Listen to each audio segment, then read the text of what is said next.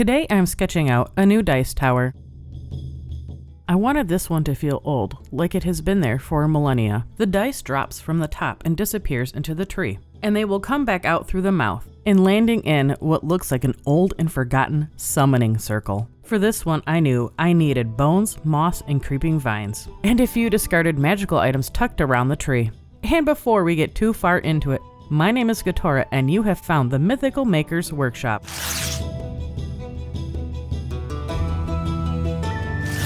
This is the second dice tower I've made for our channel, and I wanted it to feel different from the first, more organic and more mythical.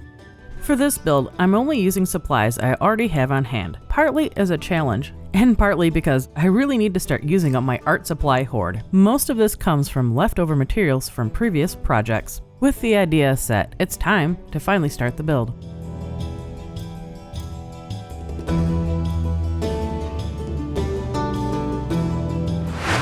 I started by cutting the base out of insulation foam. Just a simple circle to ground everything. I carved the summoning circle directly into the surface. There wasn't a particular design that I was following, and then I just let it evolve from there.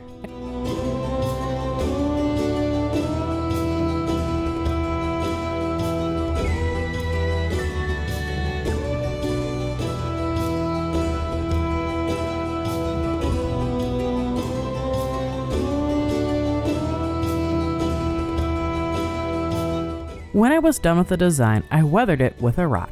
This part wasn't strictly necessary. Most of this will get covered later, but it was good stress relief. Sometimes you just need to pound your feelings out.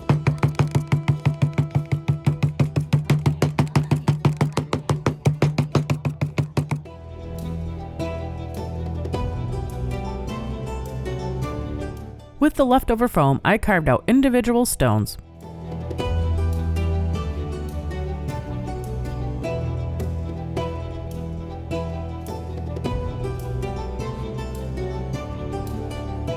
To give my fake rocks some texture, I tossed them in a container with some real rocks. And I shook everything around until the rocks looked rocky.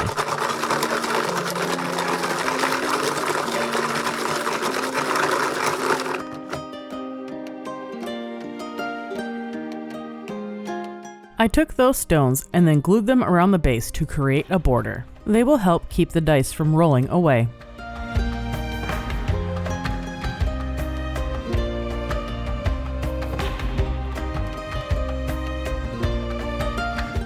Once the stones were glued into place, I decided to add a little more texture to the base.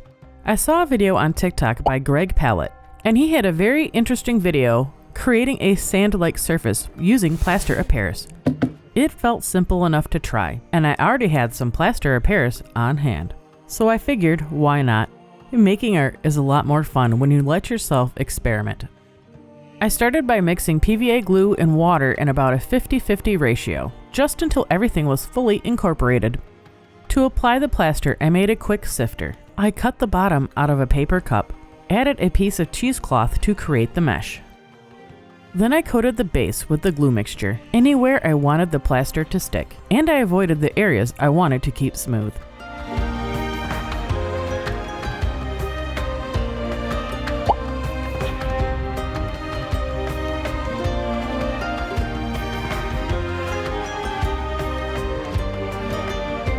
With the Plaster of Paris in the sifter, I gently tapped it all over the surface.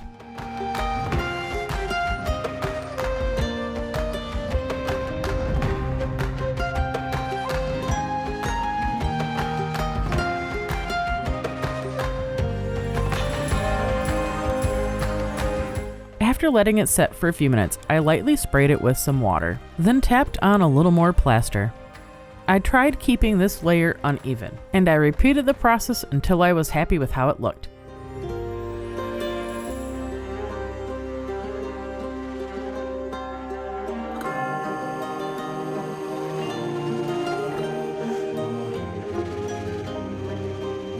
Once the layer was dry, I sealed it with a layer of my PVA glue mixture.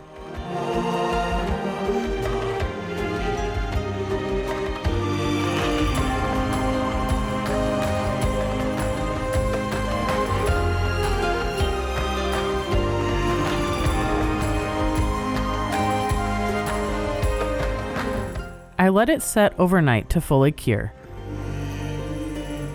And it was hard as a rock.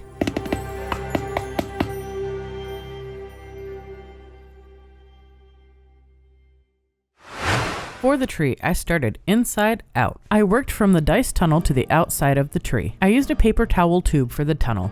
I cut a V shape in the roll, but I didn't go all the way through. I folded it so it looked like a lazy L and taped it into place. Then I cut a second V in the opposite direction, folded it the same way, and taped it together. Gave it a quick test with my chunky boy. If that one could fit, I knew the rest of my dice could too. When making the shape of the dice tunnel, I wanted them to have plenty of room to bounce around. Next, I cut the opening for the tree's mouth, and then went around the base, cutting notches into the tube.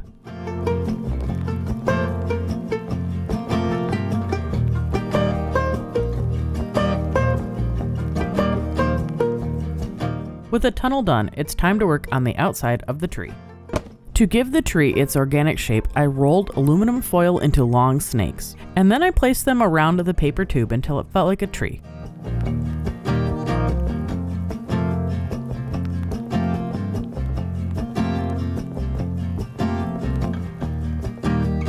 For the branches, I used sculpture wire wrapped in aluminum foil.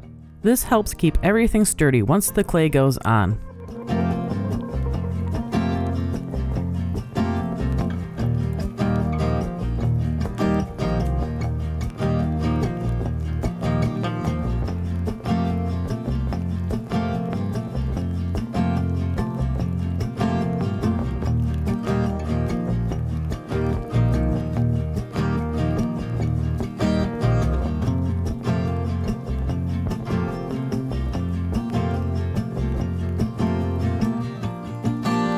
For the tiny branches, I just used bare wire.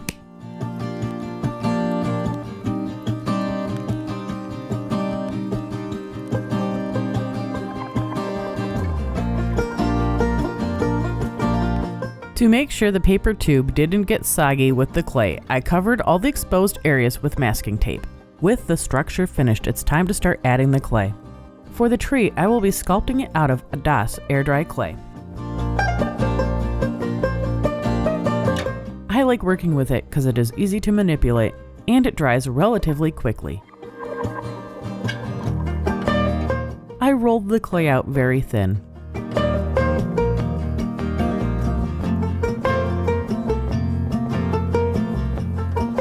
And I misted the tree with a little water to help the clay adhere better to the aluminum foil.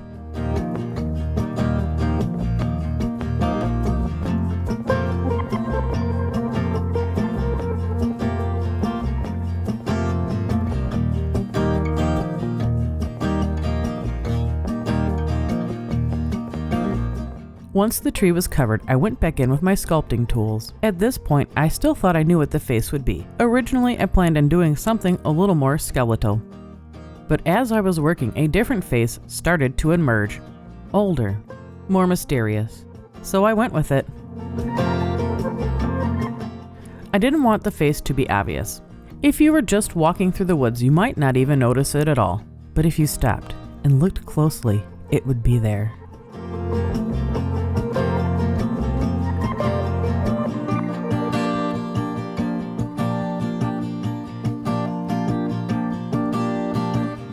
If you are enjoying this build so far, could you do me a favor and hit that like button? Make sure you subscribe to see more content like this. And to get the algorithm's attention, could you give me your favorite tree emoji in the comments? This helps our channel out more than you think. Alright, now back to the tree.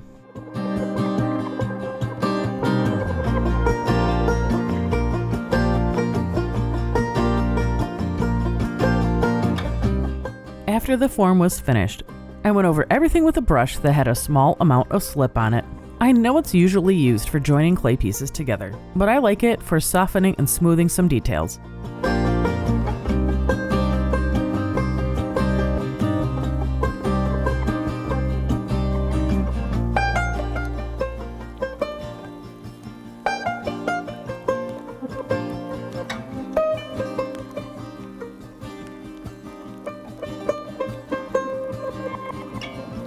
Once I was happy with the tree, I set it aside, and I started working on the roots around the base. I wanted them to wrap in and around the stones.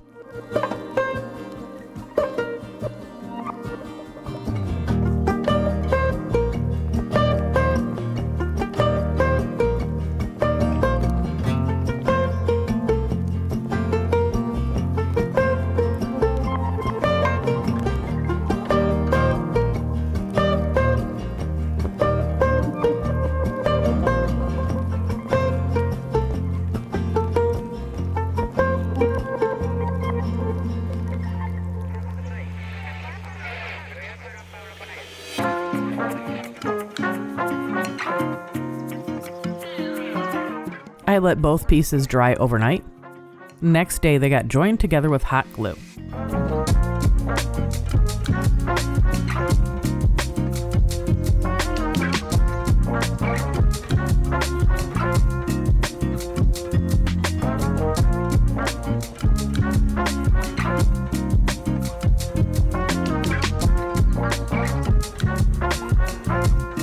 And I did another test roll.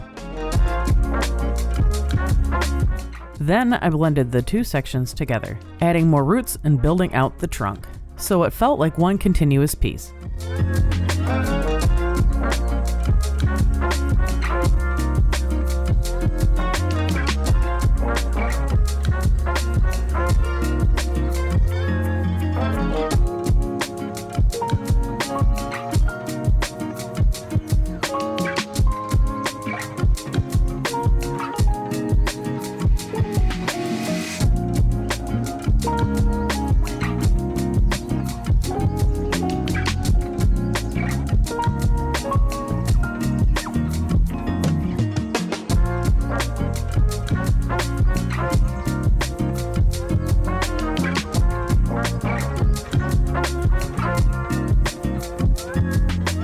After that, I let the whole thing dry for a couple of days, and then it was time for painting.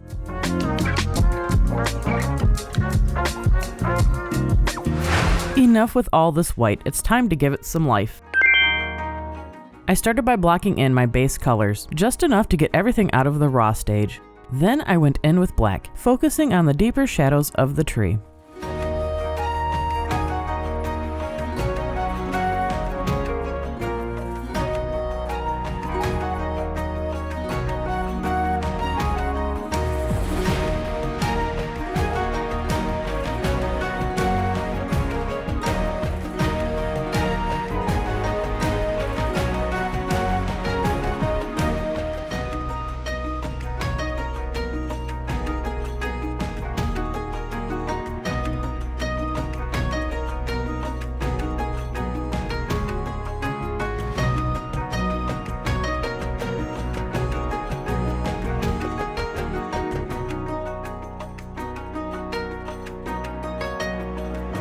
After that, I went in with some light brown. This will help pull everything together.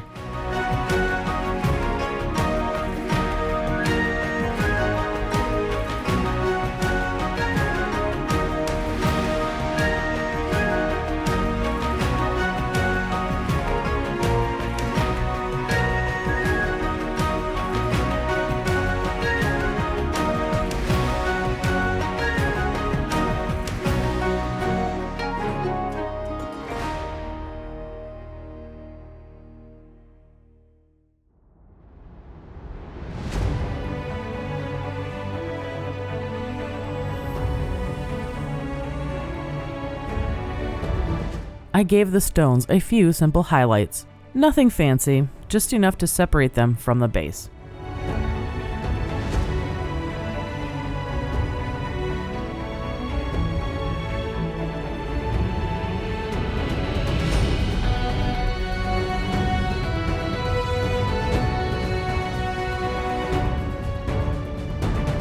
Then I washed the tree and the ground with some transparent burnt umber. This step does a lot of the heavy lifting. This is my favorite part. This is the moment where it starts to feel like a mystical tree you find deep in a creepy woods.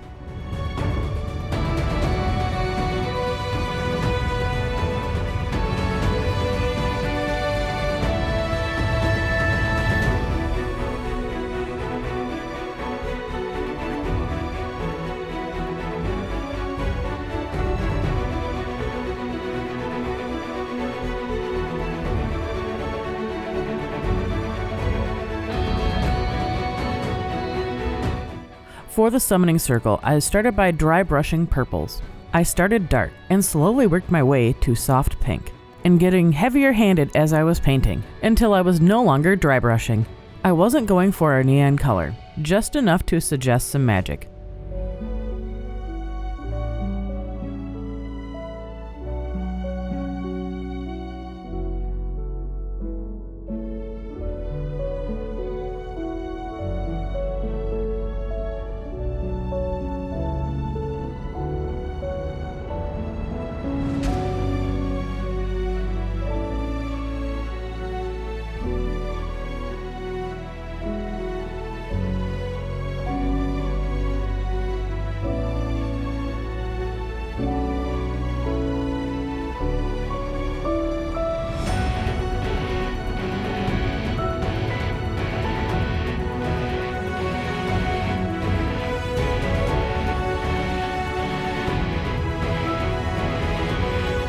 Off camera, I had Patrick print some dinosaur bones for me. I'll be scattering those around the base later.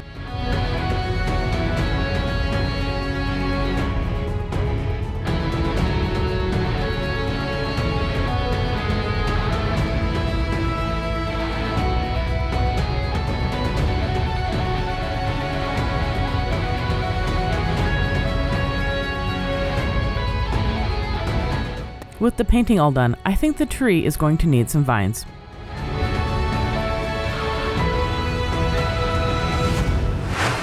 For the base, I used yarn that is normally meant for making scrubby sponges. Most people would use twine and just pull it apart. Sometimes it's worth trying something a little different just to see where it leads. I cut the yarn into strips and dropped them into my glue mixture. I let them soak for a little bit.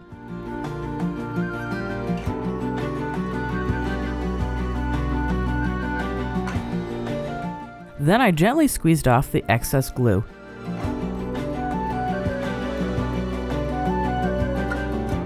After that, they went into a bag of fine turf blend. I shook the bag until the yarn was fully coated.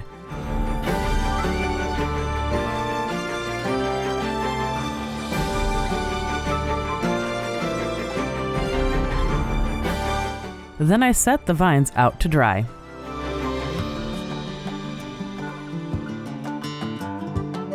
I am very pleased how they turned out. This is exactly what I wanted for an old tree like this.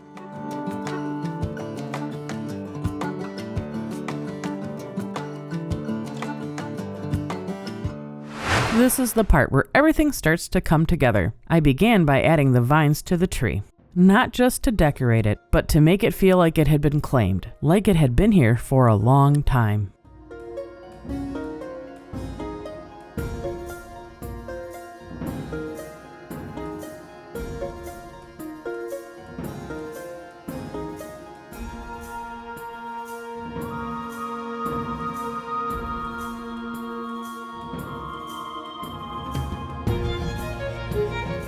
I added grass around the base, letting it slowly creep into the summoning circle, as if nature started to reclaim it.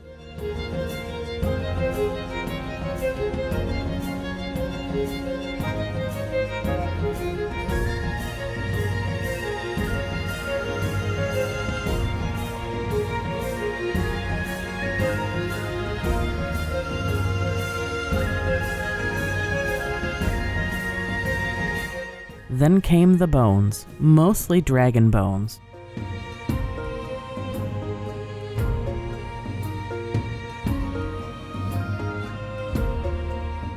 And one human skull, left behind by a not-so-lucky adventurer. I added a few small details after that, some leftover gems, a couple of mushrooms, and a small blue pouch from a project earlier.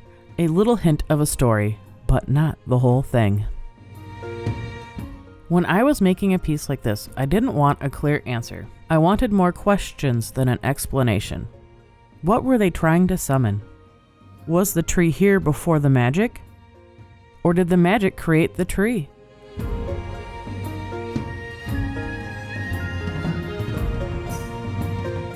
If you made it this far, thank you for being here. If you've enjoyed this project, I would really appreciate it if you left a like. And more than anything, I hope this inspires you to go out and make something of your own.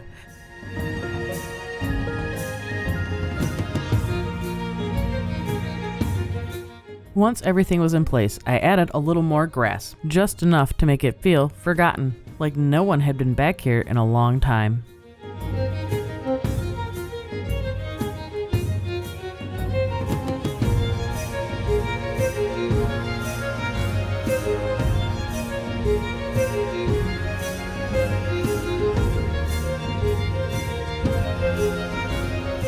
To finish everything off, I added a border around the base, giving the whole piece a nice clean edge. Then I let the project sit for a few days. After spending some time away from it, something felt off. The magic circle looked too active, like it was still working. With one crystal missing and another knocked out of place, it shouldn't be powered. So off camera, I'm going to make a small change. And I will see you in the reveal!